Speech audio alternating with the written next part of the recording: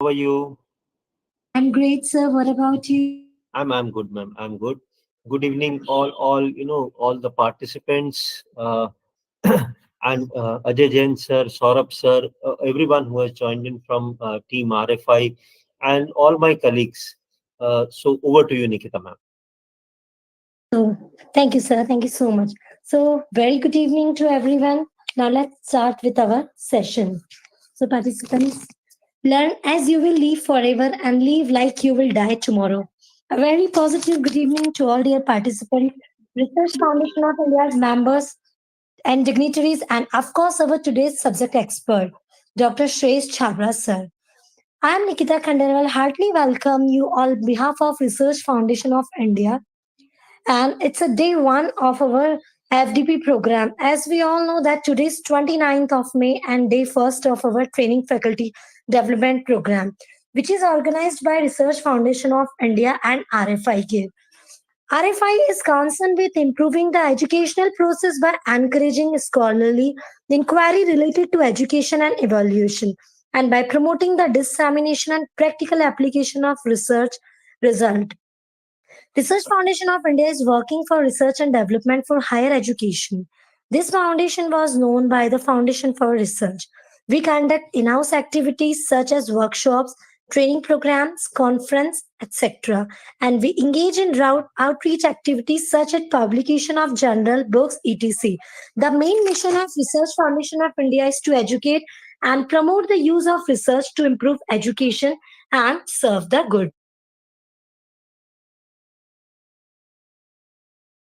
So basically, this program, which is organized by Research Foundation of India, is for the practice aspect of ICT tools and online teaching in current scenario. And for this program, today it is the first day of our program, and the topic of today is responsibility of teacher and HEI. And for this, Dr. Shresh Chabra sir is here with all of us. But before we start with our session, I would just like to share about the achievements of our today's subject expert, Dr. Chabra sir. So, Dr. Shresh Chabra sir holds a PhD degree in labor welfare. He has a teaching experience of almost 21 years, where and he taught as undergraduate, postgraduate, executive program, PhD coursework level, and guided research projects. In sir's project assignment, sir is associated and associate professor with Delhi College Business School, Indore.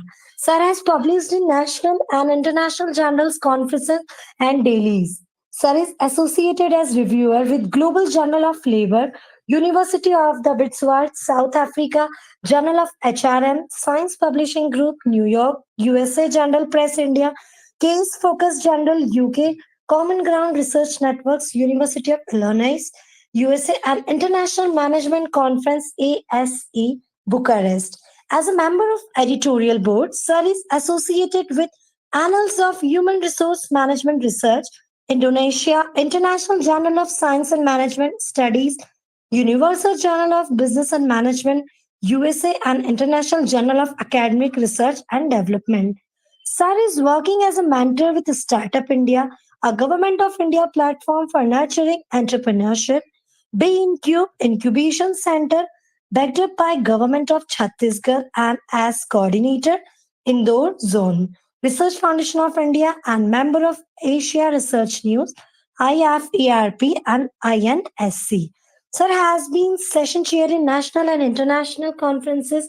Sir has conducted MDPs for IMA, MSME, State Electricity Board, Police, and other corporates as well. Rotary Club, MIT Business School, EMGSSN Trust, and Institute of Scholars have also recognized his efforts and contribution. So, with this, I would like to say that you all are luckiest one participants that you are having opportunity to guide it under Dr. Shresh Chhabra, sir. So, sir, now I would request you to please hold the footpaths. Now the platform is yours. Thank you very much, Nikita, ma'am. I believe that has been much said about me. Uh, it's so generous of you, Nikita, ma'am. So kind of you. A very warm good evening to everyone. And when I say warm, I literally mean this. I believe every one of you would be facing that, or maybe better I should say, every one of us is feeling that warmth in the evening. So, good evening, everyone. All my respected colleagues who have joined in from different parts of the country, I'm pretty sure. Uh, what I would be talking to you during my one and a half hours of discourse with you, uh, it would be more of an experience sharing. We all are. I believe all of us are teachers. Yes, maybe a Right. hand raise can help us. If we are not speaking, maybe a hand raise would help us. Great. That's what is expected in the forum. That almost all of us would be a teacher. So responsibilities of a teacher is my topic which I've been given today, and it appears to be a very generic thing when you say that, okay, responsibility of teacher. Uh, Two or three important things before I dive into my presentation for the day. Okay, great. So thank you. So I now know that almost all my teaching I'm referred to as all my teaching colleagues are here. So great. It's actually very good to interact people from different parts of the country, and I'm very thankful to Ajay Jain sir, Saurabh sir, and Team RFI for giving me this opportunity, on this platform to interact with the colleagues. So. What I would be doing in this one and a half hour session, we would be primarily sharing ideas. Okay, maybe see, best practices are everyone's. No one. I primarily have believed over all these years of my career that best practices we are still evolving as a teacher. Okay, uh, and when I say this, I feel that humbleness of towards the students. I feel that humbleness towards the parents, the student fraternity that we have taught maybe way back yesterday only, probably we were discussing this idea that student fraternity that we have taught way back in 2000 when I started off my career, and the student that we teach today, there is a sea difference. Obviously that generations have changed, the generations have passed.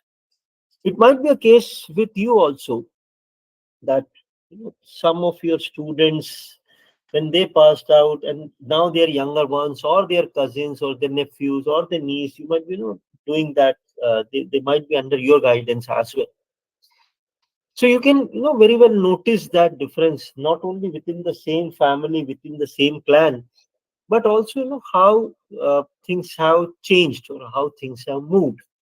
So is the content, so has the I should say, so has the pedagogy, so has the methodology, so has the management. Everything has changed. When you talk about change, primary idea, I believe that we went to the economics class to talk about this idea of the world in pre 1991 era and after 1991, that is post globalization era. Agreed. Okay, with due respect, all agree. But I feel always that now we should talk about two ideas. We should talk about one idea: the world pre-COVID and world post-COVID, because COVID has seen or made us change a lot, whether in terms of technology, in terms of anything that we do. Okay, uh, there are days when when probably some of the students find it more relevant to be educated on YouTube. Okay, and they would put it on a setting of 1.5. They're not, don't worry about it, they're not even listening to the YouTube guy. No, they'll put it on a on a speed of 1.5 times, and then something like this is going on, and that's how they finish off the so-called lectures.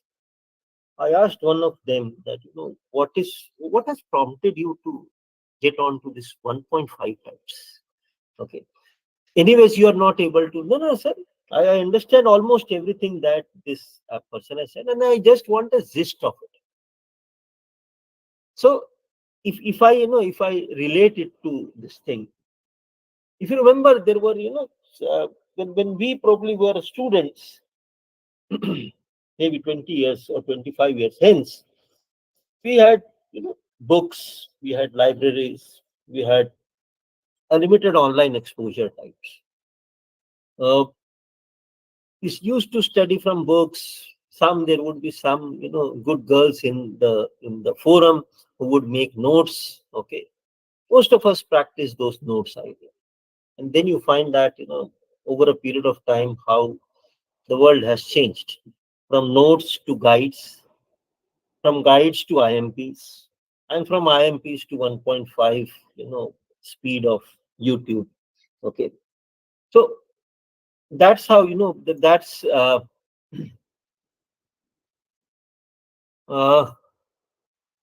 okay. So I would be shortly, putting on my video. Uh, so that's how probably we have moved onto this thing.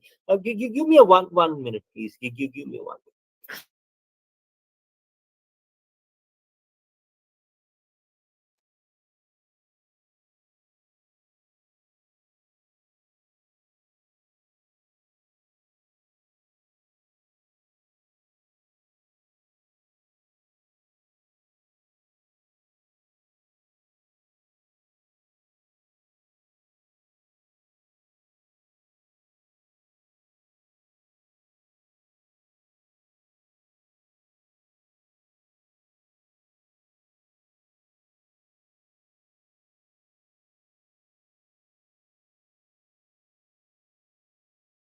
So I'm sorry for the interruption.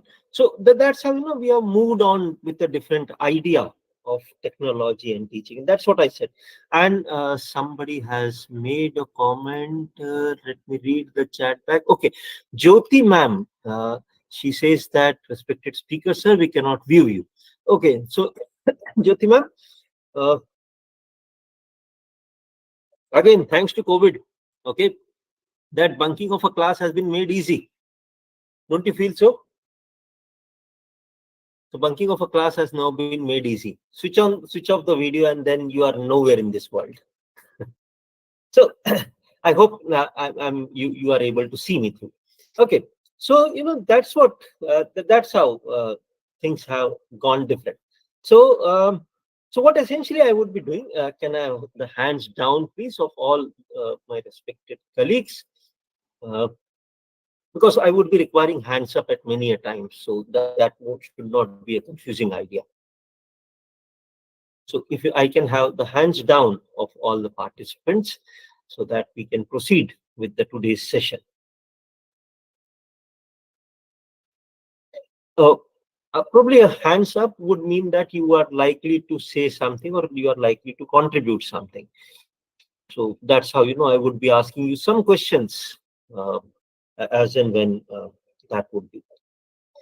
So if I can have hands down so that we start with the session today. And as I told you, it would be more of an experiential sharing. See, I primarily believe that, uh, benchmarks can come from anywhere. Okay, you can always have a different idea as to how things do.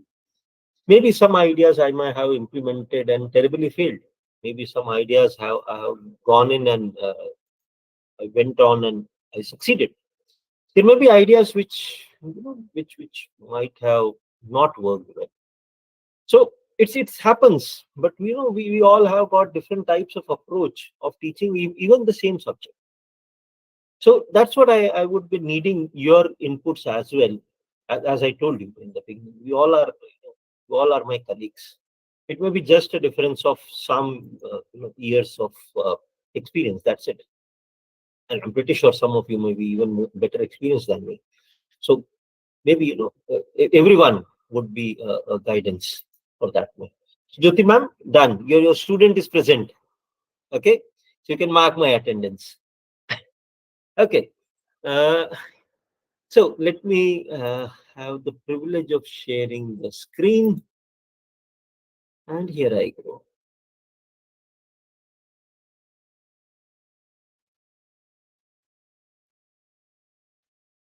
Okay, I'm pretty sure my screen is visible now. Before someone guides me or advises me to put it on a full screen, I have got this, humble request that this screen show would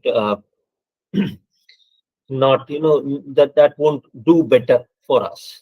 Okay, so I would refrain it from putting up on a full screen thing, because then it at times it happens that we have already spoken of the thing and then it doesn't go anywhere. The slides, it becomes sticky. Okay, so as I told you, remember this quote which I picked up. I was reading on Google and I picked up this quote, that teaching is not a profession, it's a responsibility. And please remember when I say this, because I will be using this idea of teaching as a profession, or better, I should say, teaching as a responsibility and not profession. Okay. So, and this is one image which most of us, if you can see on the screen, this is one of the image which most of us keep receiving on maybe Teachers Day or on Guru Purnima. Some of our beloved students, they keep sharing such images to mark their respect on WhatsApp or on things like that. So I would start with before we get on to any reality check, I would like that, with due respect to all the teachers, to all our fraternity, and obviously some gurus that might have taught to me, you, everyone at any point of life. Okay, so let's start with this idea. And one second, please.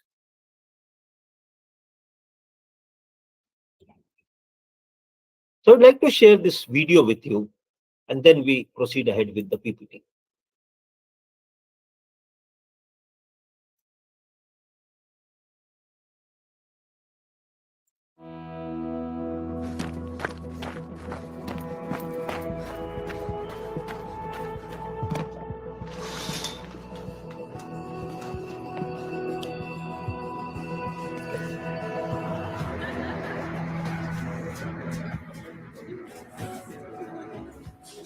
What's up? How you doing? All right, guys. To Kill a Mockingbird, Chapter 2. Open up your books.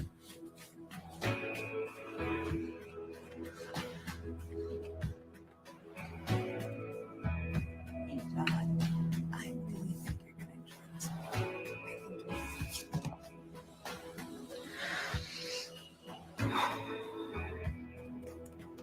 All right.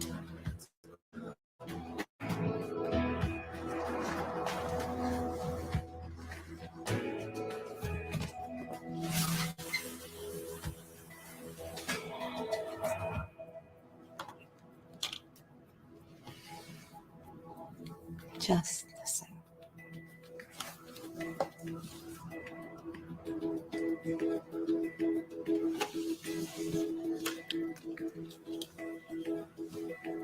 Kill a Mockingbird, Chapter 1.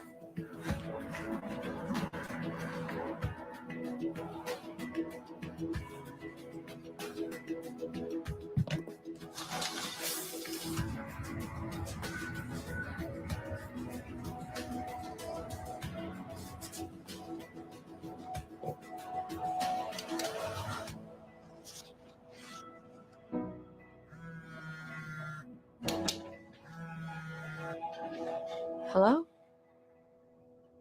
Hey, it's John. Sorry to call you so late, miss. What's going on? Can I ask a question about tonight's homework? Of course.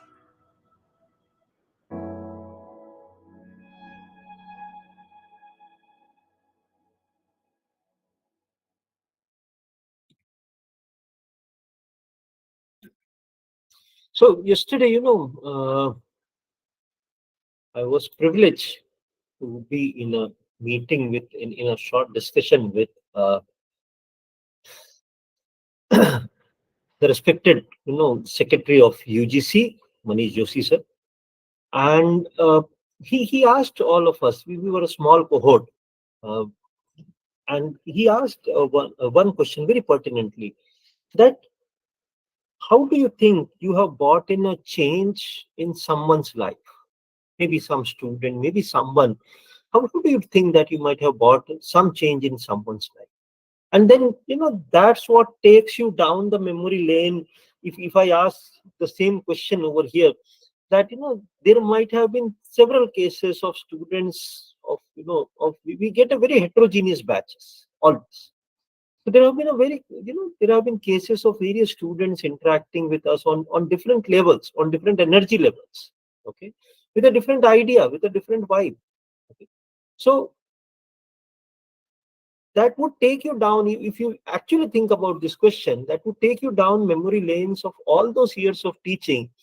And you would remember, I'm sure, very classical examples of how students, you were able to bring a transform in at least some of the students. If you have got a batch of 60, forget about it. 60 are not there to get transformed by you. No. Okay. Some are sincere lot, that is 5-7%. Then the rest is of, again, last 5-7-10% is of the rotten lot. Forget about them. They are come to the college with a very different type of an idea. Now, in between all this, there is a juggling between, say, 80-85% type of people.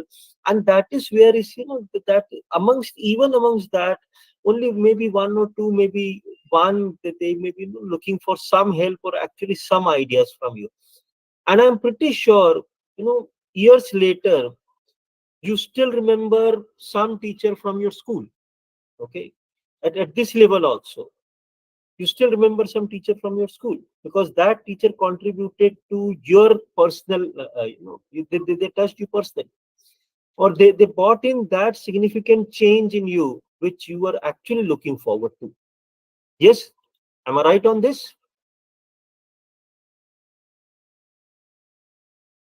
So that's how, there may be students who would be coming to you later, after they might have, their course has been done, and they come later to you 20 to maybe 10-15 years later, and they touch your feet. They're all uncle types, okay, including you also.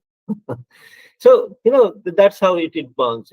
Ramesh Saab has raised the hand. Do you want to say something, please, or do you want to contribute to this idea, please?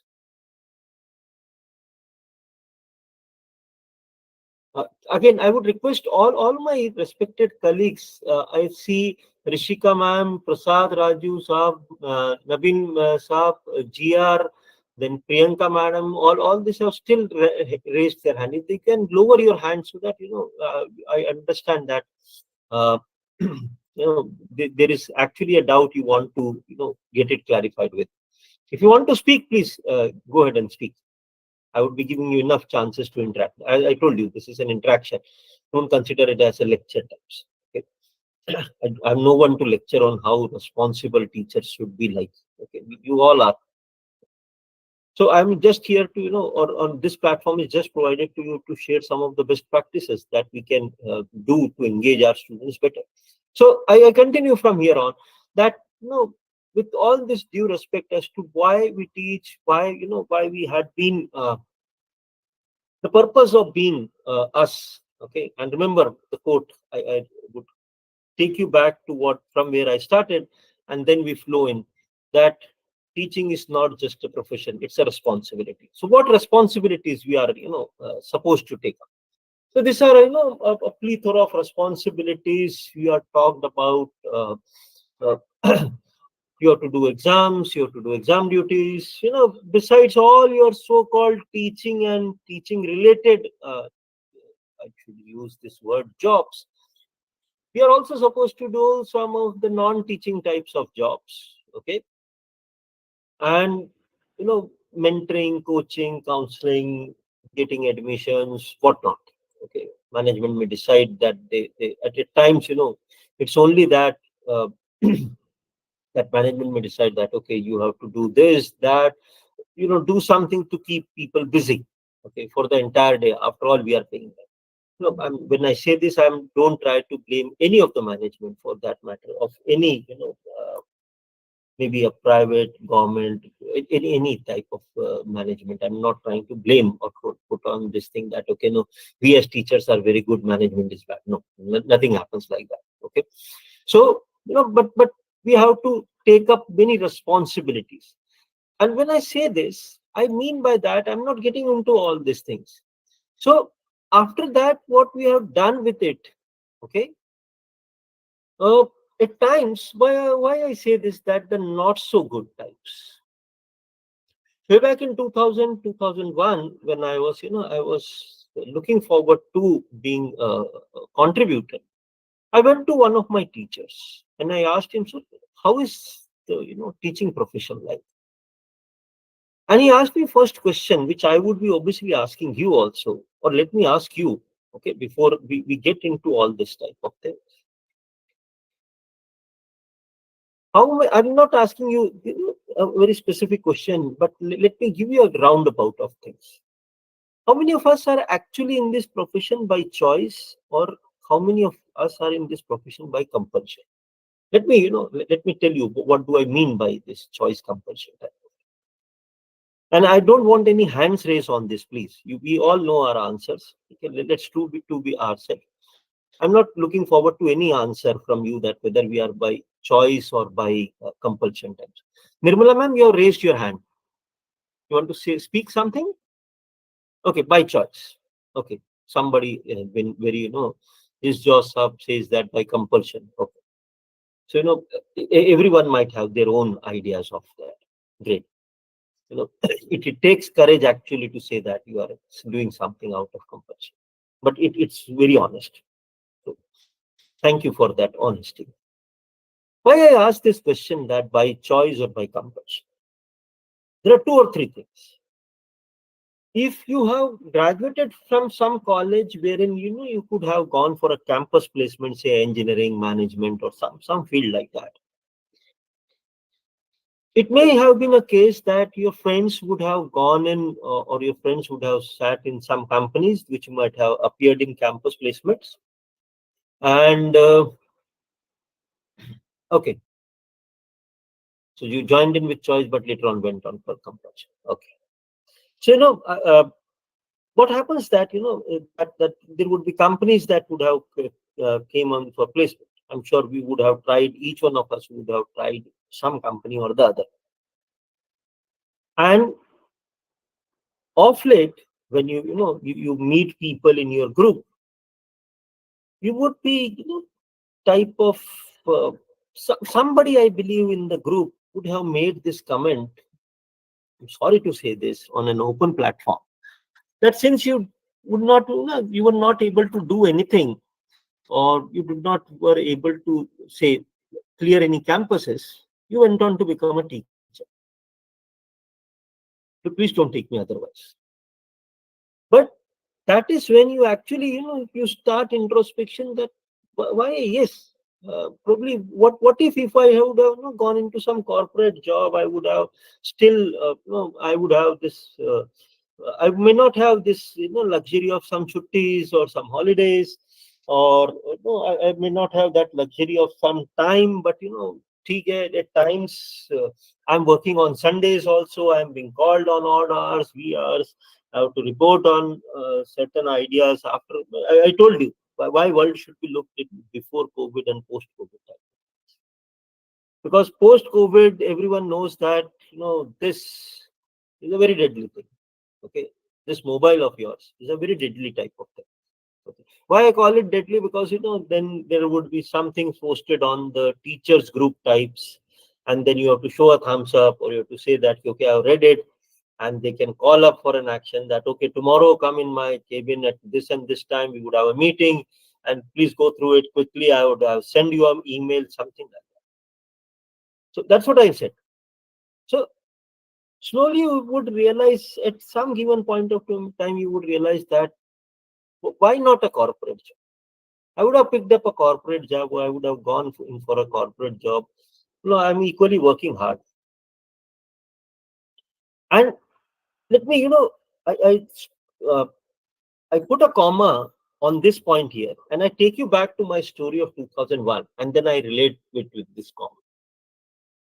So 2001, I, when before I was planning to start my career as a teacher, it actually convinced me that you can probably. So I asked one of my faculties that how is it like to be a teacher. So he explained me that I have got, say, for example, I've got 3-4 hours of teaching every day, or maybe 2 or 3 hours of teaching most of the times. Then another 3-4 hours I spend on my research, or maybe doing some administrative work. 7 hours and I'm gone to my home. Okay, the salaries packages are okay. You don't have to bother much about it. Oh, sounds cool. Yes, come back and I connect it with the comma. But ever since I joined in, I did not find it that, that cool types that you can actually enjoy those 6-7 hours of working. Okay. Probably, there were many responsibilities. With the passage of time, you have seen that every system has grown up. Now, with the passage of time, you and me are pulled into many, duties. But what we were talking about, okay, this if you have gone through some slide like this, okay, so you and me are pulled into many ideas. Okay, so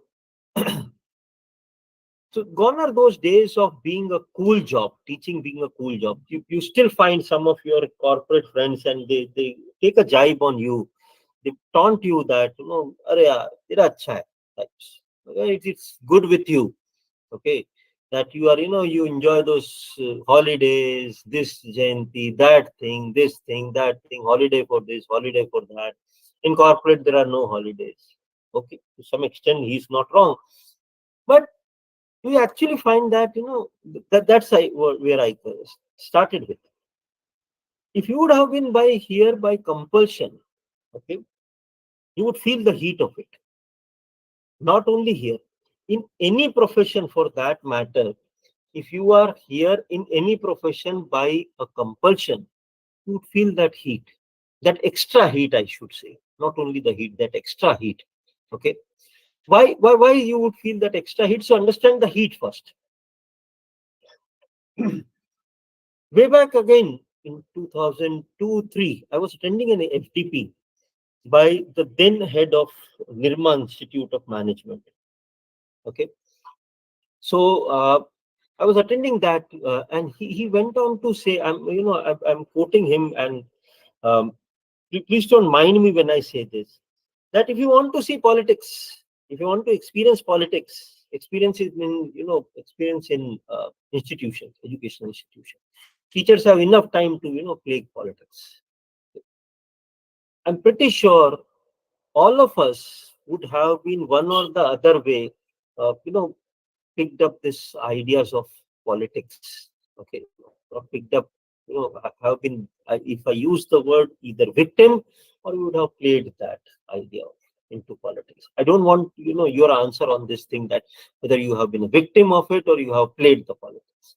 The game changes. One who feels today has to bat tomorrow, and one who bats to say today would be fielding tomorrow. So it's a it's a playfield types. Okay, so I'm not getting into asking you any. I won't, I would avoid asking you any type of difficult questions on this so-called public forums. Okay, but I'm sure that at the core of your say at the core of your heart, you would be realizing something, that you would be, if you are resonating with me, then that is okay. So a hand raise would help me understand that you and me are on the same page and we are resonating on the similar wavelength.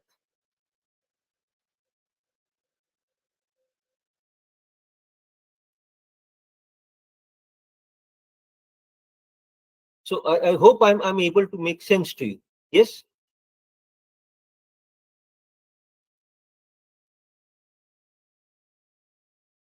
Okay. Fair enough.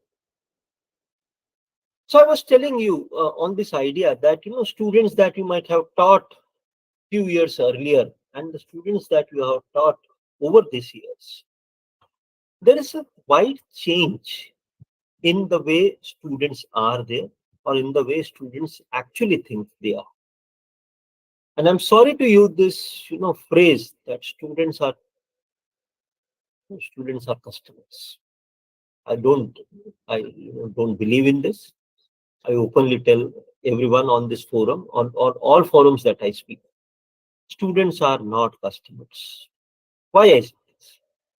And let me, so why I say this, that students are not customers? Because As a customer, my responsibility towards him or her would diminish eventually. Okay, because then it would become a business transaction. My moral responsibility, my moral compass would not allow a teaching profession still to be, on that radar of my moral compass would not take that radar of customers. What if, say for example, how painful it feels to you and me, everyone, that if a doctor takes us as a customer, okay, we still expect that doctor should, that should have that nobility of profession, or that should have that, you know, that respect towards profession. And come on, we are a patient, we may be a sick body, okay, and you are trained enough to to treat that sick body, and you are treated next to the god. So you cannot treat me as a customer. But what if you find out, that doctors are writing tests, they are doing something just to earn money out of it?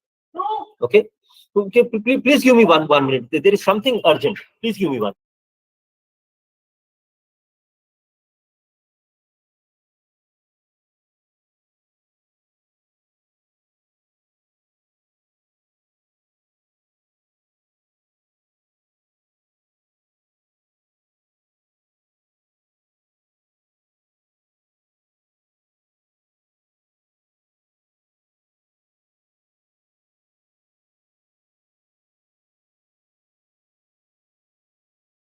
I'm sorry for the disturbance, I'm really sorry.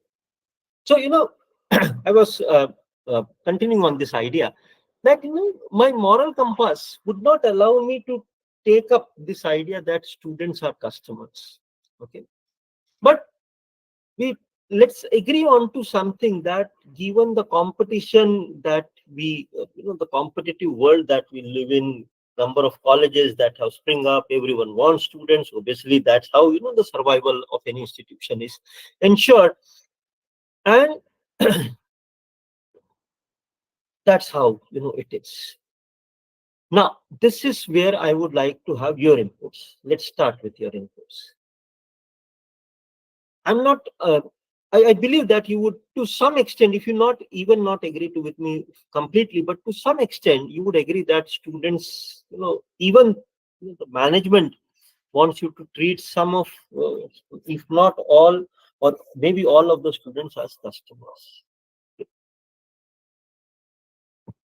What's your take on this? Student as customers.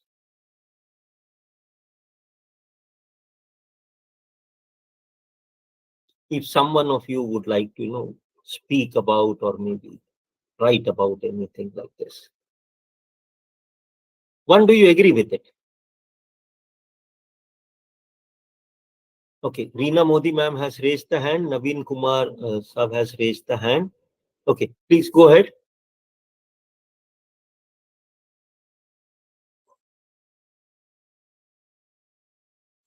Yes, some of you have raised the hand. Are you speaking? Okay, so it is true. Okay.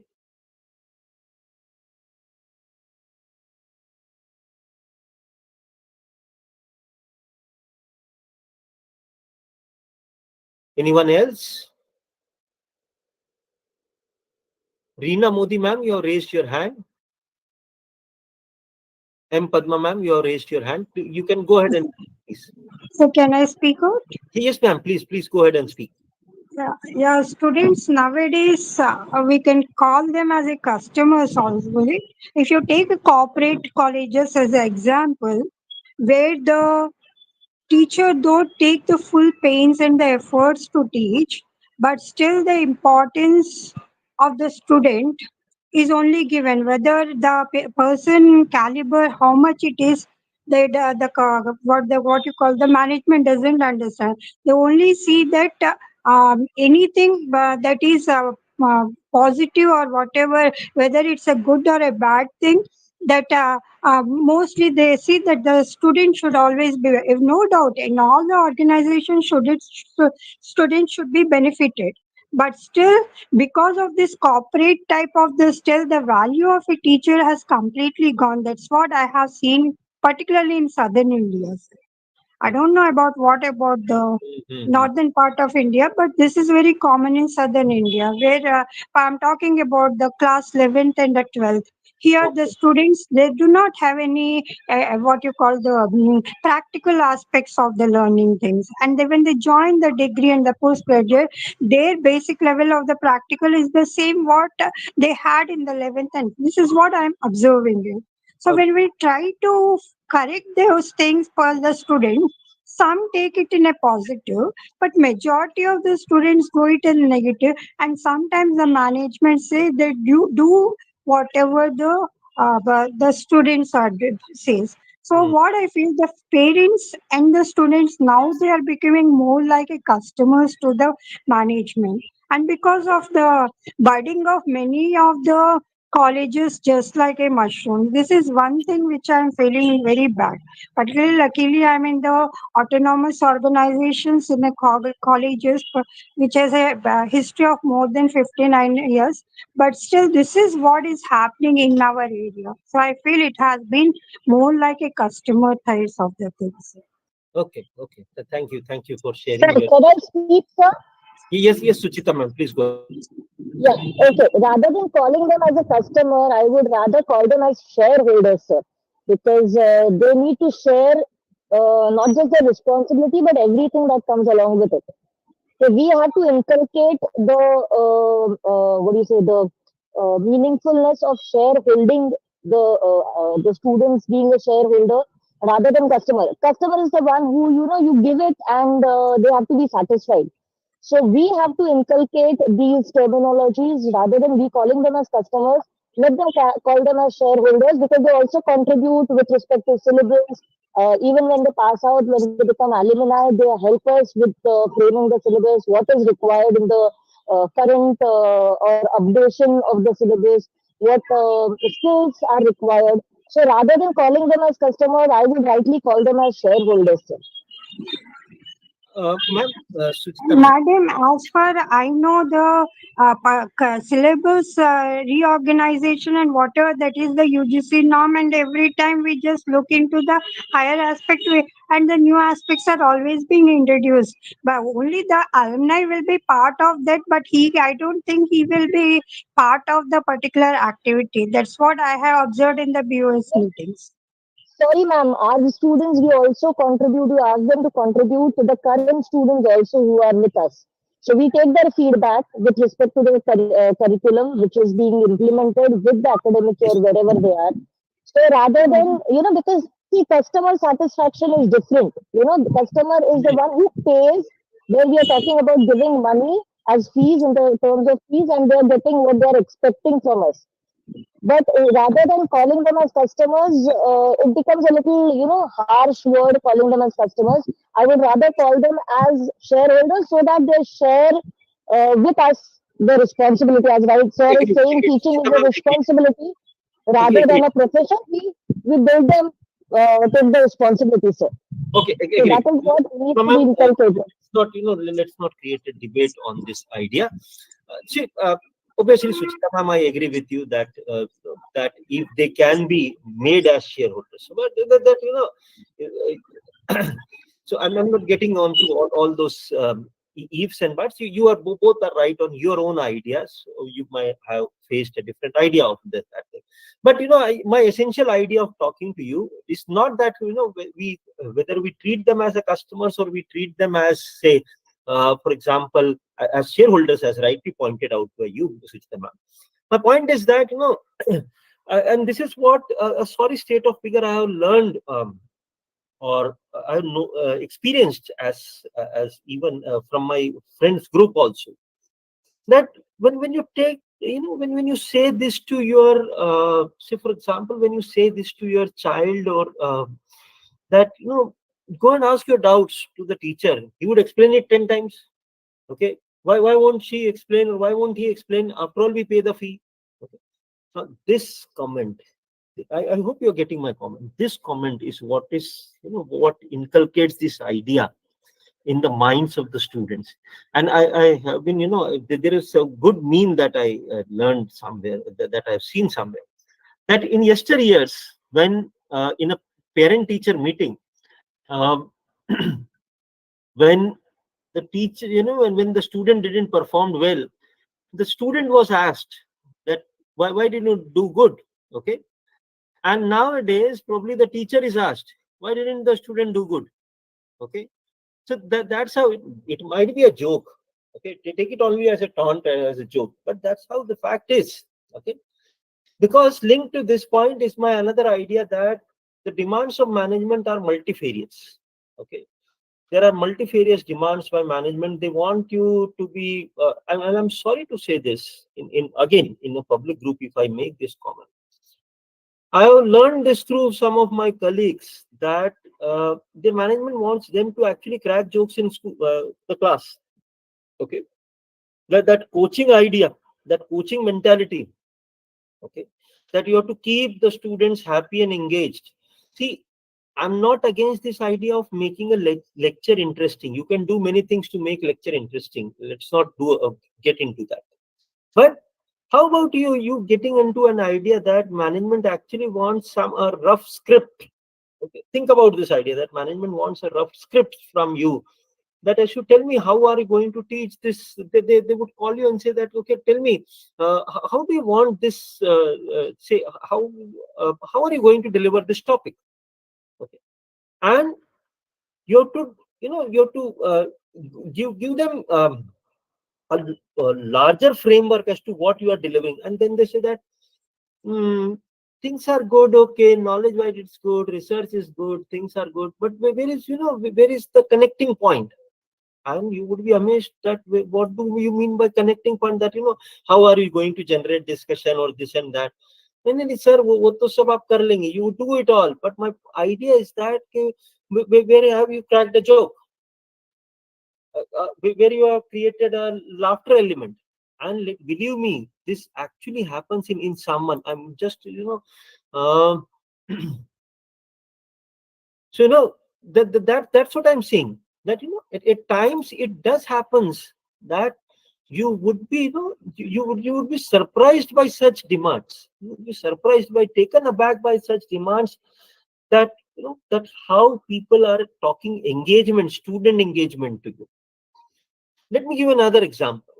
Okay, and I'm not trying to paint the picture, please. I'm not trying to paint the picture in one color. There are managements which which would give you a free hand to talk about. I have seen people whom I actually call as institutional builders, directors, who have actually given on, they say that they tell on the face of the student openly, you are no one to judge my teachers, you are here to get the knowledge.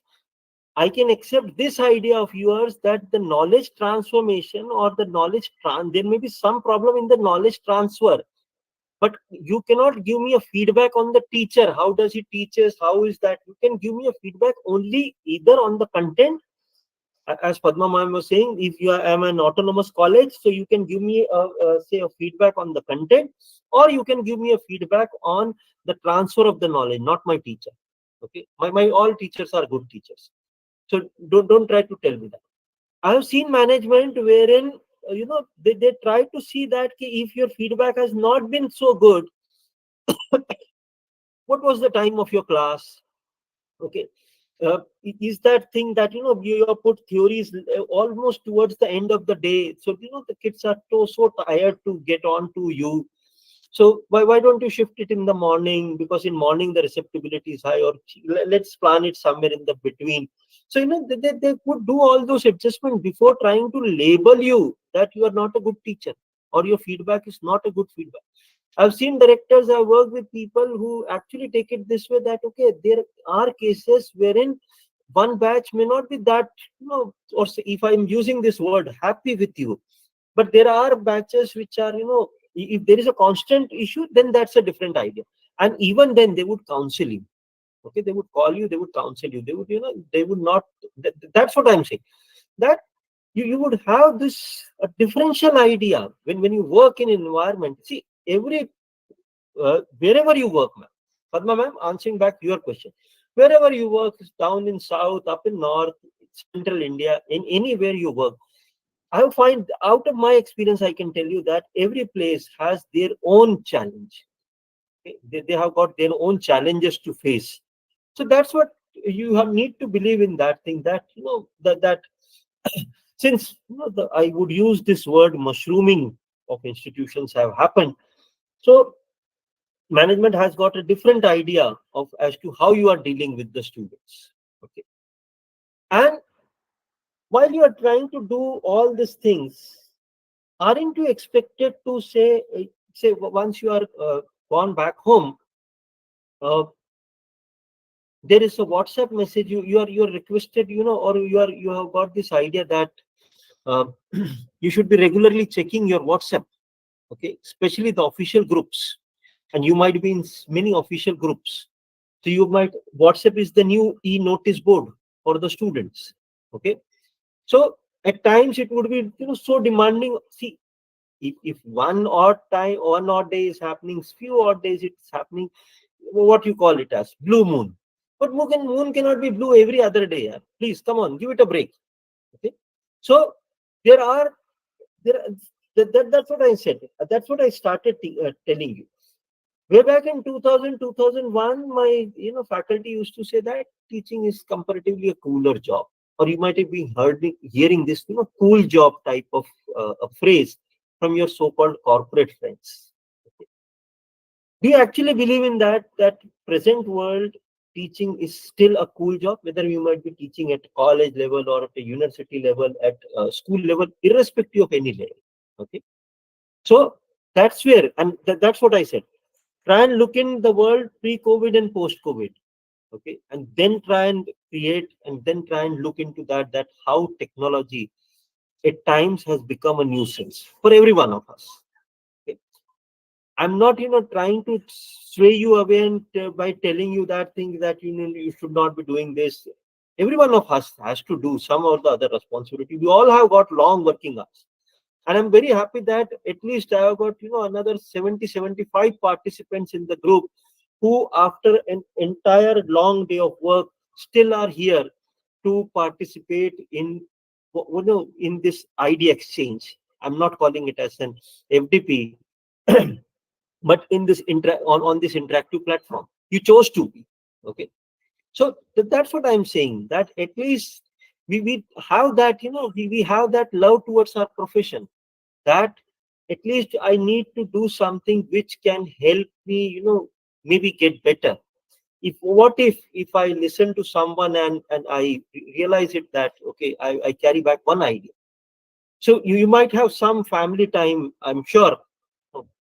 After a long day of work, it might be a family time, and I'm really sorry that I'm the one who is eating some part of your family time. So please excuse me for this. But that's what it is. Okay.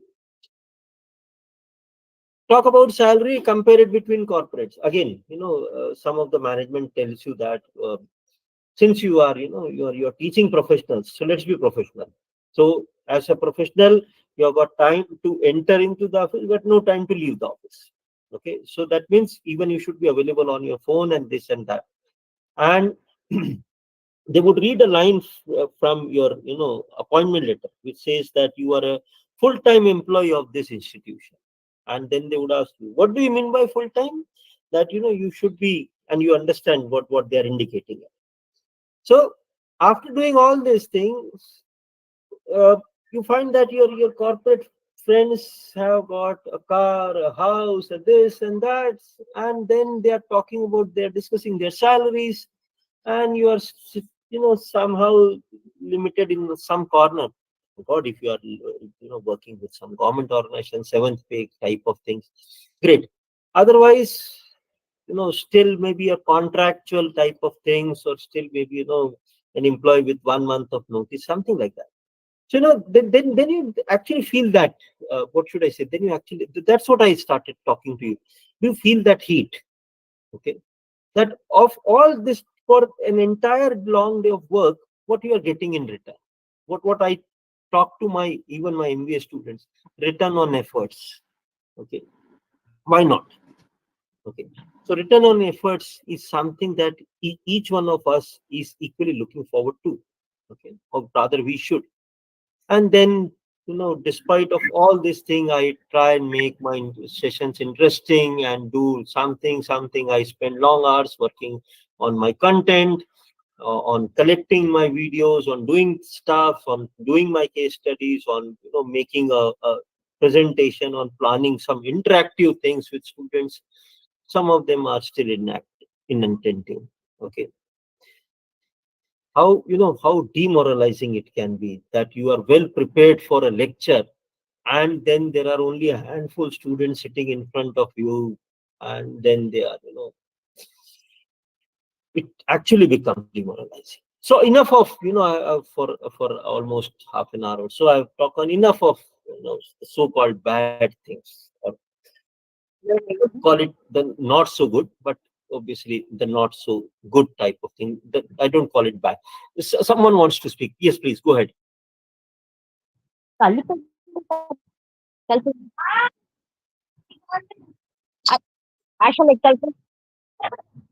So are you speaking to us, or are you in an okay?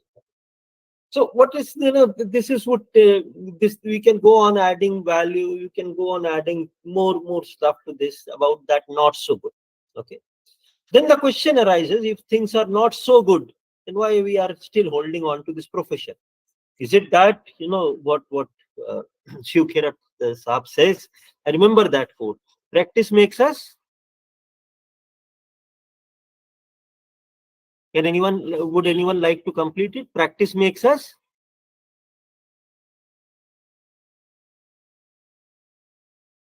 Am I audible to everyone? Okay. So practice makes us perfect. Agreed? That's how we have complete. That's how we have been. But what if I say that practice makes us permanent? Okay. So remember that idea also. If you have been teacher for say a long thing, there is no job in corporates now available for you. But the reverse is true. Okay? It's not the frustration of being a teacher that I'm trying to vent out for you. No, absolutely not. Okay. The idea that I was talking to you is that probably we all as teachers at any level, okay, you may be a senior, junior, any level, we all have either face it all or we have faced it all. Okay, we somehow in some of our things we face it all. So it's not about any so what is then that should still drive us towards that idea of being a teacher? And here I have some points for you. And that's what I asked you in my thing. Are you here by choice or by compulsion? Okay. I don't want a answer from you, as I told you in the beginning also. I'm not looking forward to an answer from you. My idea to answer for you, but why I'm not looking into answer, because that would drive us away into some other land, which we don't want to carry. We don't want to be carried away. So is it a choice or a compulsion? Types would decide that how strongly and how persistently you would try. That's my point, or that's my idea of choice or compulsion.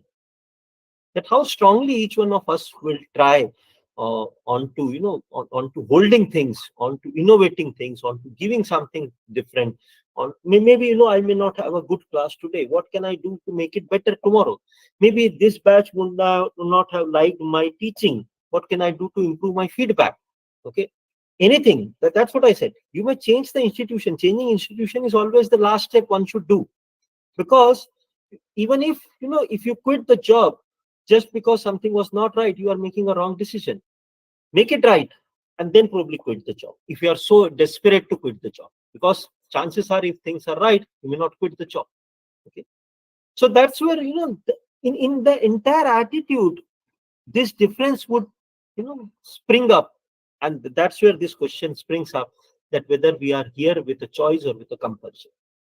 Because given all these problems, I would like you to read it once again, and they are not make it they are none of them is I don't speak about the problem to make you dull, or make you demotivate you. No, absolutely not. But my idea to you, telling you, is that despite of all the negativities or the negatives which are existent, the self drive or the self motivation to bounce back, to jump back, to go with another class. I give you let me ask you a question. Okay, I'm not. I give you a case study, a small description. Say, for example, you are teaching a cohort. You're teaching a student. Somehow, something went wrong in that system, and you have it, the things deteriorated. First, you were not able to hold on to the students. Second, their interest deteriorated. Third, you feel that they feel that the subject that you are teaching is quite irrelevant, or maybe your teaching is irrelevant to them. uh, they are not able to understand the subject is good. Maybe some office politics might have also placed many. There can be n number of reasons why they are complaining this, and this complaint they are raised with your HOD, or maybe say your principal director, whatsoever you call it by designation. Okay, what would you do? I hope you got my point. There are some complaints raised against, you say you are new to institution, you're new to a certain institution. The first assignment of teaching that you have got. So teachers, your students are not so very happy with your teaching. They have raised their own complaints, or better I should say concerns, with the management of the institution, including your director. Okay. What would you do? You're sitting in front of your director. What would you do?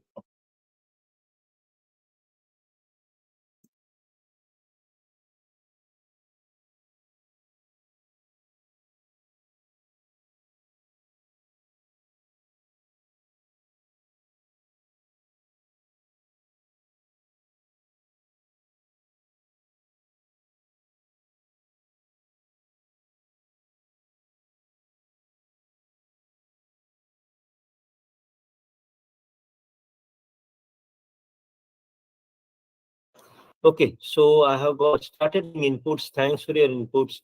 Will try to improve myself to understand what type of concerns are there from your students. Okay, go ahead. Swami sir, you have raised your hand. Do you want to speak up something? Ask about their feedbacks. Okay. See, my point that I'm trying to tell you is that they might have, okay, Swami sir, you have raised your hand. You want to speak something? You want to contribute? Yes, sir. Yes, sir. Yes, please go ahead. I will interact with the students and ask them what are the difficulties they are facing to understand my lectures. I will try to modify my way of teaching. Great. That's great. Swami sir, let me give you an extra input or extra variable input. At times it becomes actually, what should I say? You are not able to face the students or face the class. Say, I add another variable to it. So what management decided is that okay, you leave this subject, okay, and you take up another subject. Okay, for the same class, but you take up another subject. Say that subject was of less interest to you, but due to some compulsion we had given it to you, but now we would manage it with some other visiting faculty or something. You take up another subject, and we would give you this is your this is what in interview you said is your core area. Okay, so let's take this subject. So you pick up this subject in the same class. You getting my point, Swami sir? In the same class, you have been given a different subject with the same students. Now, I will try to teach the first subject only, sir. I have to modify my way of teaching. the management has said you clearly that you forget about this subject. You might have given this proposal that okay, give me another week, say not more, but another week at least, so that I can do some modification based on their feedbacks and this and then they said that no, sir, please forget about it. We would manage it through visiting, and since that was only for a time being, forget about this. You start fresh with your new subject. Now, if management is asked to do so, then what will we do, sir? We have to follow that. I hope you are getting my point, Swami sir, and everyone in the group. See, even if that happens, standing again in the same class, which has perceived you not as a good teacher with a different subject, even with a different subject, okay, it is a challenge. Do you agree Yes, with sir. It is a chance we have to prove. you? Do you agree with you, mind that it's a challenge and it's a Yes, chance sir. also? It's a challenge. It's a challenge. Okay, We have to take the challenge. great. And how do you take it would depend essentially on this idea that whether you have picked up this profession as a choice or as a compulsion. I've seen teachers resigning because of it. I've seen teachers shining because of this, both the ways. And that's where you need to, that's what I said. At times you need to just motivate yourself.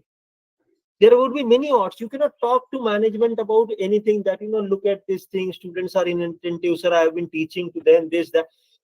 You can't go, you can shift the blame, because now it would be seen by the management as that you are trying to shift the blame onto the student. You can't do that. Okay. So you have to take up this challenge, and that is where your self motivation and this idea of, that at times every day you have to put on a motivational, or you have to before you go and motivate someone else, you have to motivate yourself. It's not about that. I told you about that work family balance. At times there may be some challenges back in your family, but you have to go back and you have to do your job.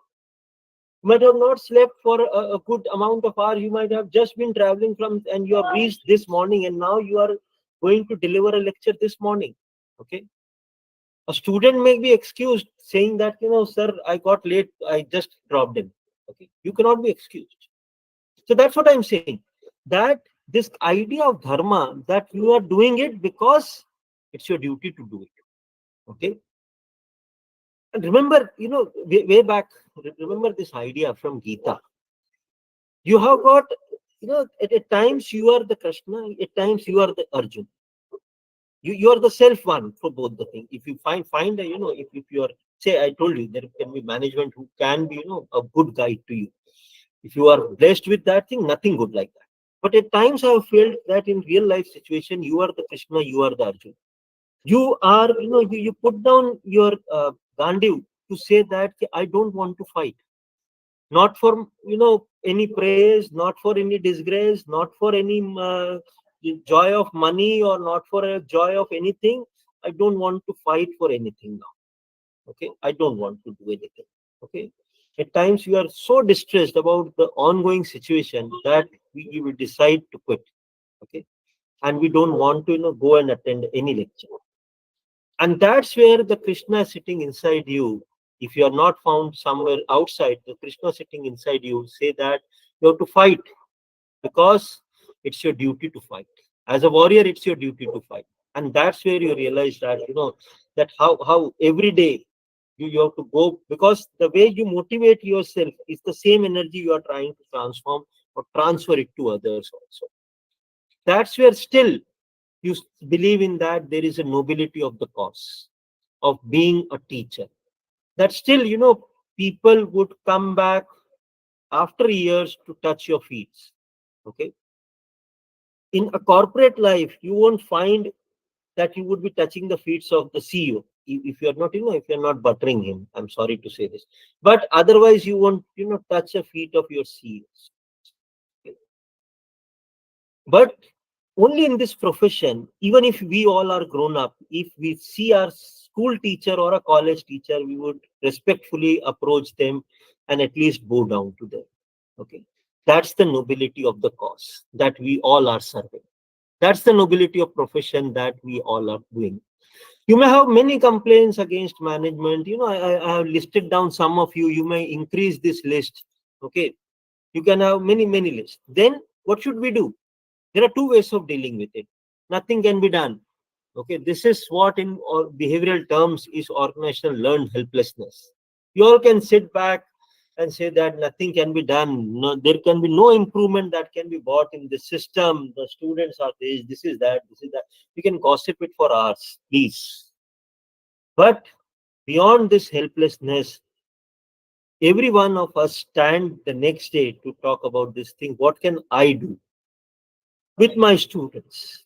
And that's where you remember, that's where probably either you send this to some of your teachers, or some of the students send it to you. Not the entire class would send it to any one of us, never. But that's where this, if we, you and me, if we are enough of motivational stories, please understand this thing.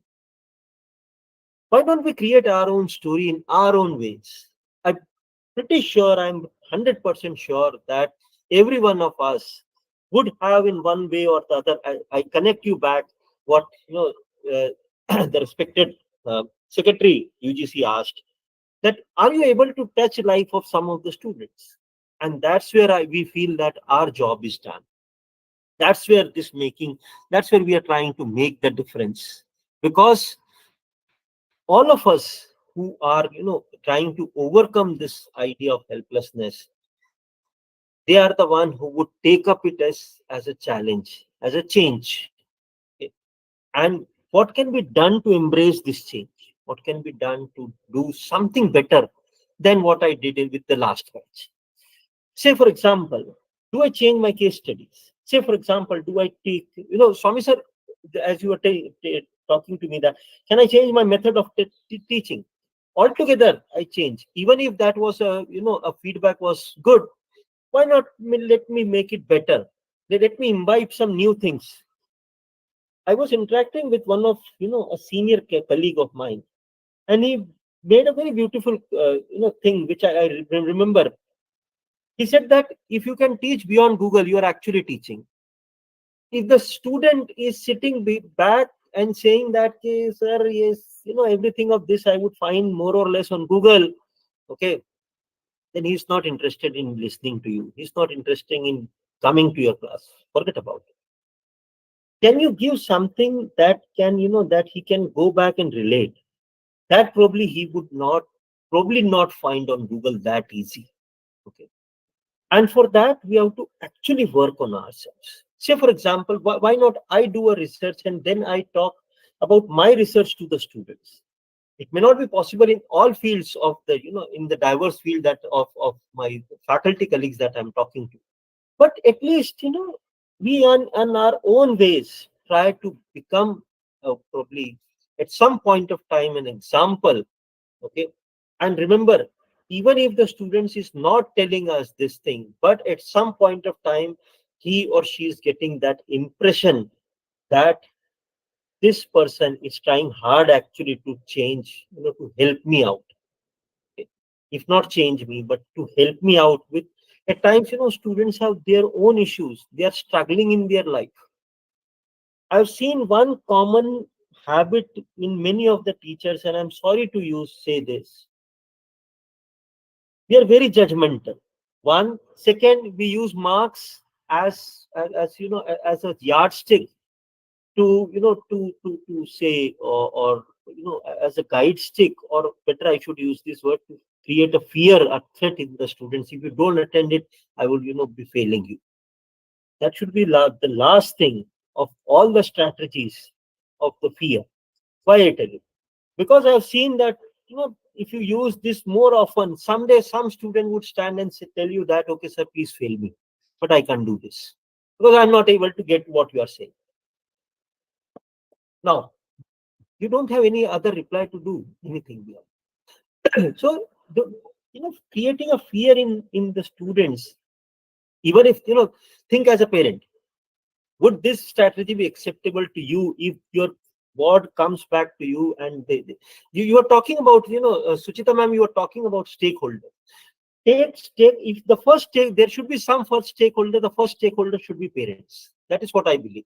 It's their hard-earned money, it's their hard-earned dreams and everything. I'm not trying to lecture you on parenting, please. Okay. But it's their hard-earned money, it's their hard, you know, sleepless nights dreams that they have put in the student which is sitting back in your class. So they are the first stakeholders. If anyone has to be benefited, the first, that should be the parents. Obviously, then that should be rooted through, that benefit should be rooted through student. That's how I take it. Okay. So that's where, if we look into a larger idea, that's where probably teaching is. And to To end my idea of what I was talking to you, let me show you a small video, and that all would be from my end.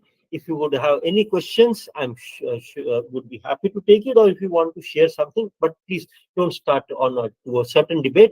These are, that disclaimer applies. These are just out of my experience that I shared it with you. So let me share a small video with you, and that would be all. Uh,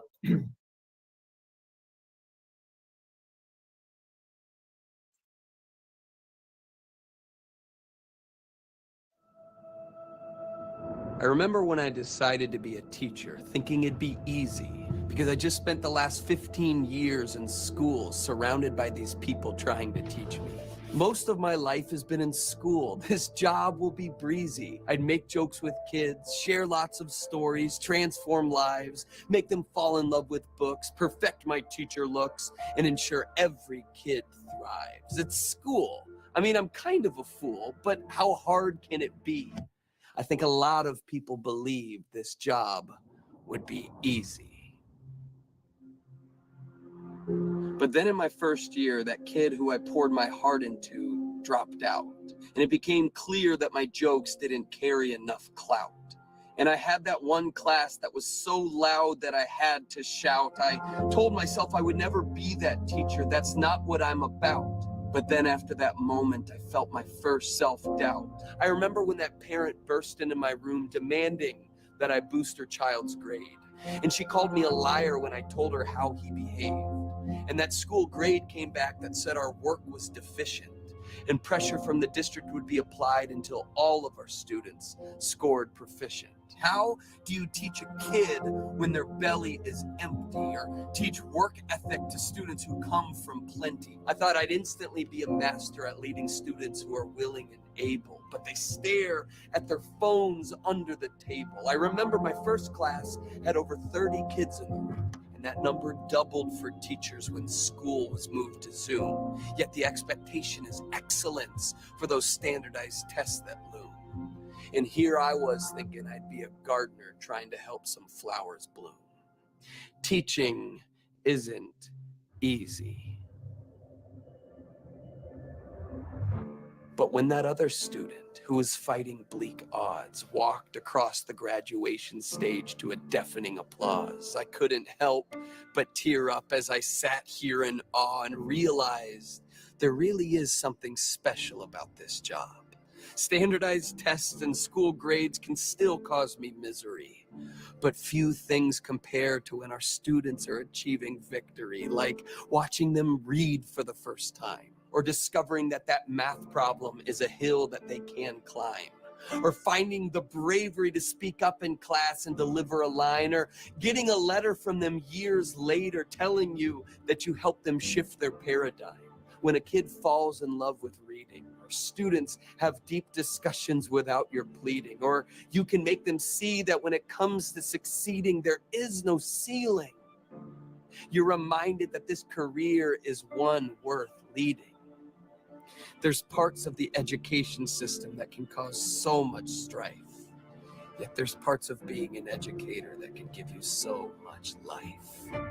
So if you're not a teacher, just know that this work is challenging, and lend your support. And remember who all of their work is for. Our kids, our community, our society. It's for all of us. And if you are an educator, may you discover the joy often hidden beneath the surface, and find those moments that make this demanding work worth it. And feel relieved of this pressure to always be perfect, and know that there are many of us who appreciate your service. And may everyone watching this recognize and support it.